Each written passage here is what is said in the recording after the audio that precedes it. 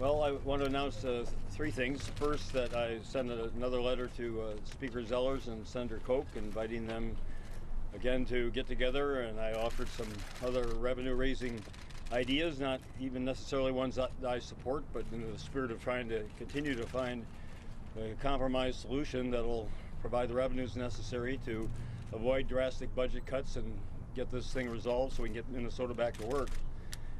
In the meantime, I will be leaving tomorrow and traveling around the state, visiting cities throughout Minnesota and taking my budget message to the people of Minnesota and reminding them what's at stake, why we're going through this difficulty, because of what's at stake for so many Minnesotans who depend on these essential services.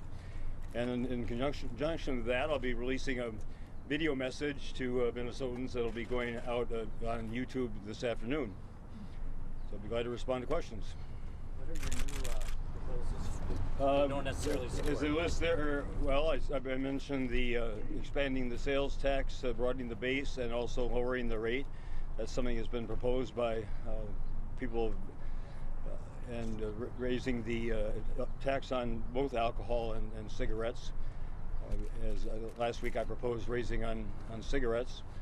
So they're, whatever the possibilities are that they're willing to consider are ones that I still prefer the income tax, but if that's not possible, then I'm willing to look for other sources of revenue. Governor, who will pay for the trip tomorrow? I'm driving. So you're not going to fly this time? No. My fly commercially up to Moorhead on Friday and then drive back, but otherwise I'll be driving everywhere. Governor, what do you mean by broadening the sales tax base? Well, it's not something I support, but it broaden the base to include services, whether it's just consumer services or business-to-business services, which is where the real money is, and then you lower the overall rate that everybody would pay for all taxable items. All right, well, food, clothing, medicine? Not food, no, not food and not clothing as I view it, but again, I'm open to considering what other people might propose. Are you negotiating against yourself here? You just offered another list of revenue raisers. They haven't come back with a counter proposal. Who are you negotiating? Well, that's a good question. I thought last week I would be receiving a counter proposal, given that they had rejected mine from last Monday, and they also rejected the Carlson-Mondale committee's recommendations last week. So I am still waiting for a counter offer, but in the meantime, I'm just offering various possibilities. I want to get this resolved, and people in Minnesota want to get this resolved, and I'm available. I'm willing to meet. I've offered a mediator. I've suggested everything I can think of to get this matter settled, and but I can't negotiate with myself. Governor, you don't have gambling on this list. Is that even a possibility to raise revenue? Well, when we brought up gambling in the past in our discussions 2 weeks ago now, the two things that came up were, one, whether there were the votes in either caucus in either House or the Senate to pass it. That I'll defer to the legislative leaders on. And secondly was the problem of booking a certain amount of revenue from a gaming expansion in this current biennium, given the likelihood of a court challenge for any expansion. So those are the two issues that came up again and again. But if somebody wants to offer some proposal, again, I'm willing to consider anything that's reasonable. The Republicans have made it very clear they will not accept any new form of revenue. How far do you take this, and does there reach a point where you say they're the majority, it's their budget, let the voters decide in 2012? Well, under the Constitution of the state of Minnesota and the United States of America, they put two branches of government in charge of the budget. If they'd wanted just the legislative branch to be the sole decider, then there wouldn't have been any role for the governor or the chief executive.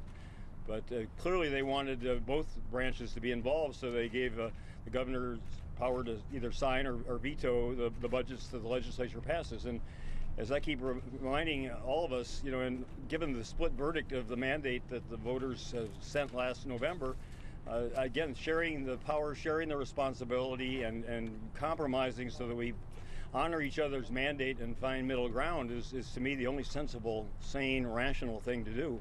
But if, again, back to the question of revenue, if they're not going to accept any, how far do you take this as it continues and they won't say yes to any new revenue? Well, I think the people of Minnesota overwhelmingly want us to compromise. I think they want us to get this resolved.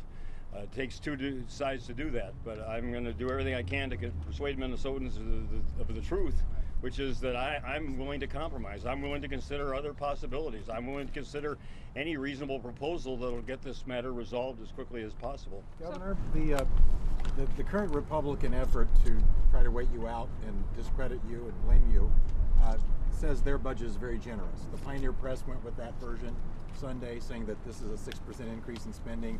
You can do the math different ways and come up with different figures, but at what point do you make the message to the people that this isn't Mark Dayton's shutdown?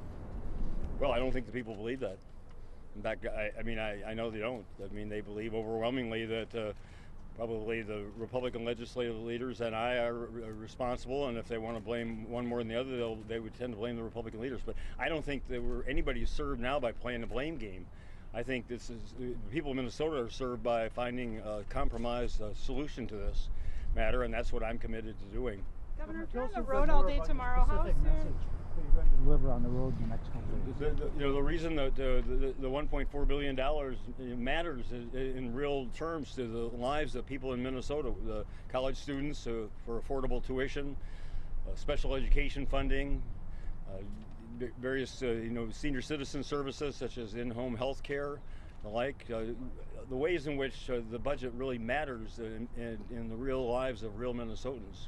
Governor, if you're on the road all day tomorrow, how soon can you even return to budget talks? Well, I can be back anytime, and it's one of the reasons we're keeping the schedule flexible. I would certainly make time immediately available for whenever the leaders wanted to get together. Are you going to hold to tomorrow's schedule of this road trip? Well, if I get a call, I'll reconsider. But I'm only going to be in St. Cloud, so it won't take that long to get back. Governor, in retrospect, was it a mistake to offer the $1.4 billion shift to Republicans? That is, to make them an offer that included no new permanent revenue? No, I think, again, it's in the spirit of trying to find an acceptable compromise. It's not even something that I support. It's something I keep saying about compromise. It's something that I would agree to, even though I don't agree with it.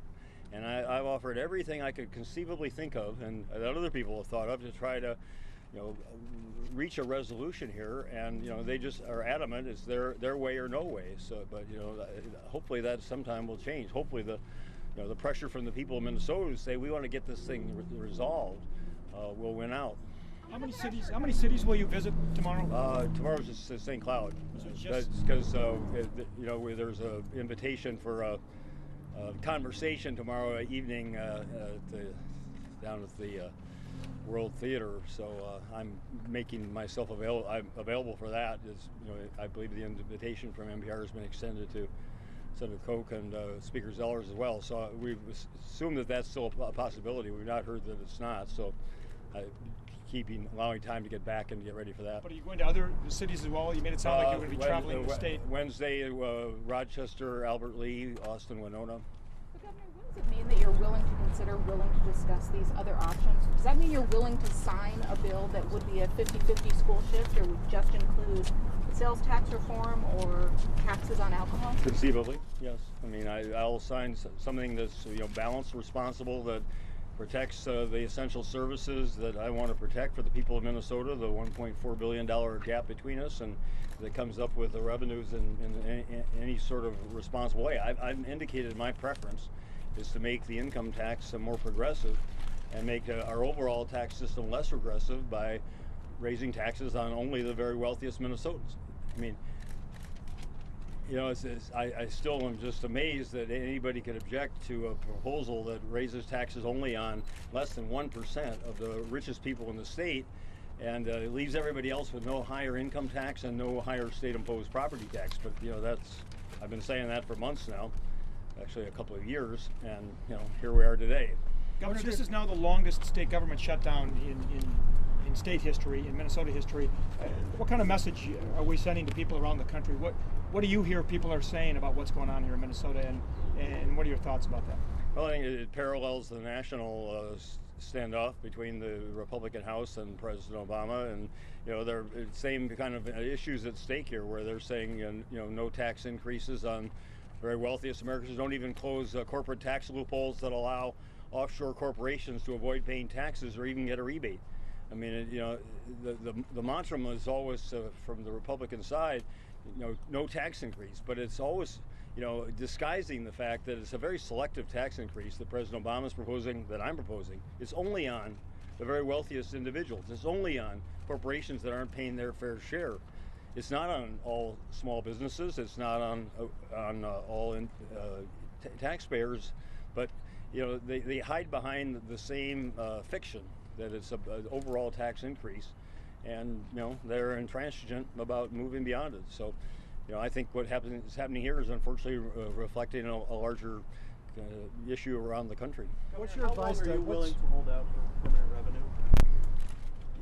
I'm going to hold out for a fair budget for the people of Minnesota. I wouldn't have started down this path if I weren't willing to, do it, because I think there's so much at stake for the people whose lives depend upon these services. If somebody doesn't get their personal care attendant for the time that they need that person, I mean, that's a crisis in the life of that person. And you multiply that by the thousands and thousands of Minnesotans who depend upon these essential services. And I point out again, my budget, I've reduced over $2 billion of spending and cut things that I know are painful themselves. So this is not saying I won't go farther. I'm not going to go into even more drastic cuts when there are revenues available that people can pay fairly and should be paying fairly, and will spare the in biblical terms, the least of these among us, the further pain and suffering.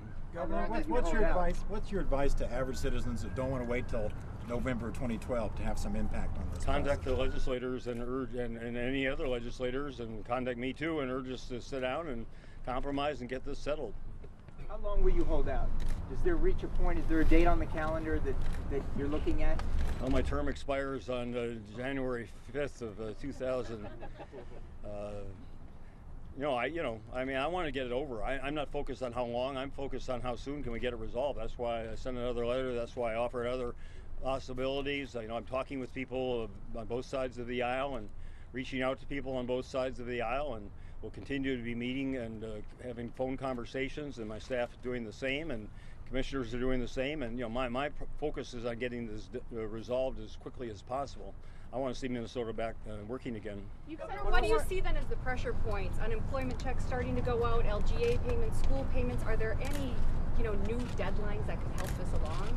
Well, those two deadlines don't exist because the court has ruled that the school payments in the middle of this month, and also the LGA payment at the end of this month, will go forward as planned. So there isn't really a hard deadline, although we had a hard deadline and that proved to be ineffective. So I think it's really the understanding the will of the people of Minnesota is overwhelmingly that we agree, that we compromise, and we both give up something that we believe in for the sake of reaching an agreement and get this resolved in the best interest of Minnesota as soon as possible.